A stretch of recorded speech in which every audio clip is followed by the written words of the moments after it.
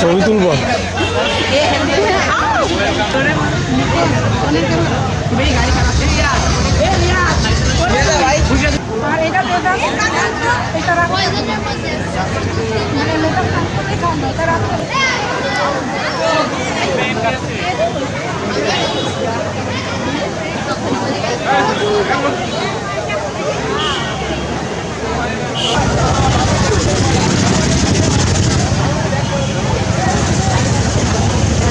থেকে 10 দিন এরকম টাইমে আমরা রান্না করতে পারবো 1 পকেট করে।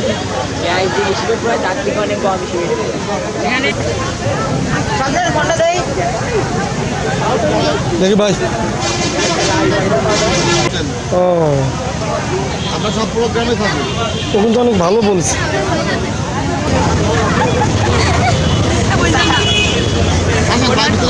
উপস্থাপন করছি এটা যখন আঙুলের সংস্পর্শে আসবে তখন এটা থেকে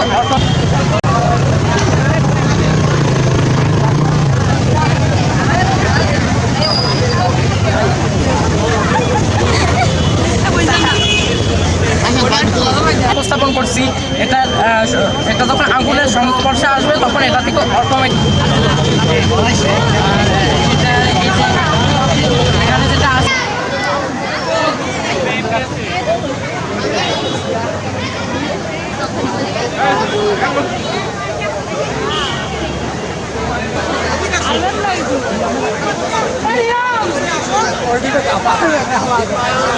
এইগুলা রাত্রে হলে অটোমেটিক্যালি অন হয়ে যায় এবং সকালবেলায় অটোমেটিক্যালি বন্ধ হয়ে যায়। এখানে বাড়িরও সেম সিস্টেম। এখানে বাড়ির উপর আমরা একটি সোলার প্যানেল দিয়েছি। এটার মাধ্যমে ঘরের ভিতরে থেকে ব্যাটারি চার্জ করা সম্ভব। আর বাইরে আছে লেজার সিকিউরিটি, লেজার কাট করলে সাউন্ড হয়। এভাবে আমরা বিদ্যুৎ সাশ্রয় করতে পারবো এবং আমাদের ঘরও সেফ থাকবে।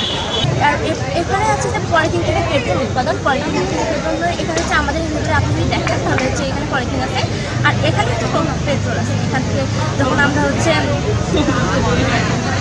এখান থেকে আমরা আগুন জ্বালাবো, এখান থেকে যখন আমরা আগুন জ্বালাবো এখান থেকে পলিথিনটা পুড়ে যাবে, পলিথিনটা পুড়ে এই ভিতরে হচ্ছে পেট্রোল এসে জমা হবে।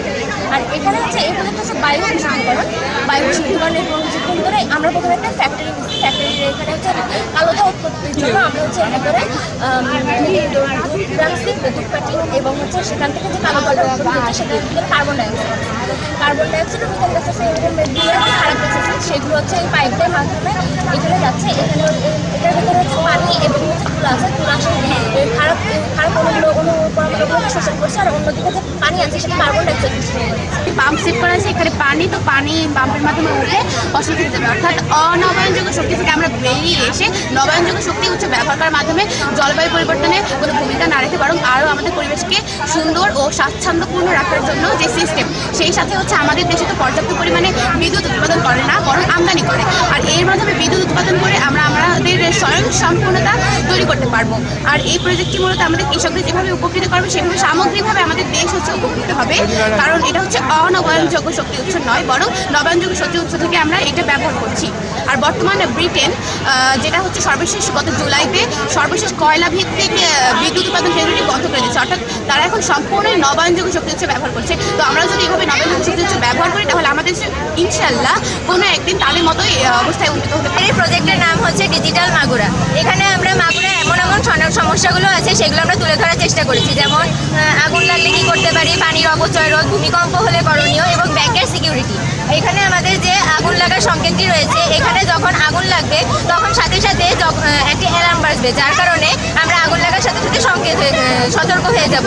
আর দ্বিতীয়ত যে ভূমিকম্পের অ্যালার্মটি রয়েছে, সেখানে যদি কখনো কোথাও ভূমিকম্প হয় তাহলে সাথে সাথে সেখানে ভূমিকম্প হওয়ার কিছুক্ষণ আগে একটি আলো জ্বলে উঠবে, যার কারণে সেখানে বসবাসরত সবাই সতর্ক হয়ে যাবে আর সবাই যার যার নিরাপদ স্থানে চলে যেতে পারবে। আর আরেকটা হচ্ছে হোম সিকিউরিটি।